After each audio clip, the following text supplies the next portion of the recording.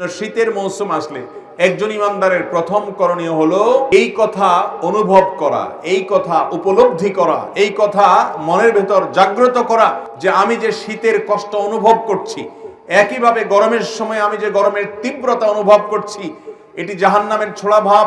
দুনিয়াতে গরমের তীব্রতা যদি এত কষ্ট হয় এবং শীতের কষ্ট যদি এত মারাত্মক হয়, এগুলো তো জাহান্নামের ছোঁড়া মাত্র নিঃশ্বাস। তার ভাপের যদি এই অবস্থা হয়, তাহলে জাহান্নামের ভয়াবহতা কত মারাত্মক হতে পারে। এই কথা ভেবে একজন ইমানদার জাহান্নাম থেকে আল্লাহর কাছে পানাহ চাইবেন, চিন্তা ভাবনা করবেন।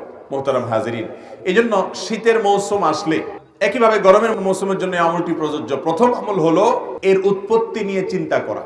আমরা এই মজলিসে শত শত হাজারো মানুষ আছি যাদের বয়স 40, 50, 60 বছর পার হয়ে গেছে। আমাদের জীবনে প্রত্যেক বছর একবার করে শীত এসেছে, একবার করে গ্রীষ্ম এসেছে।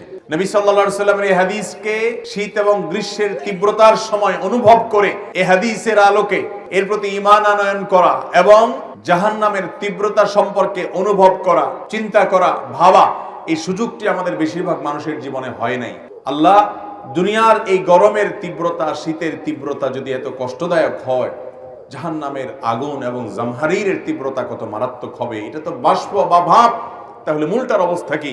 অতএব আল্লাহুম্মা আজিরনা মিনান নার, আল্লাহ আপনার কাছে আমরা জাহান্নামের আযাব থেকে আশ্রয় চাই, পানাহ চাই। আল্লাহ তাআলা আমাদের সবাইকে জাহান্নামের আযাব থেকে পানাহ লাভ করার তৌফিক দান করুন।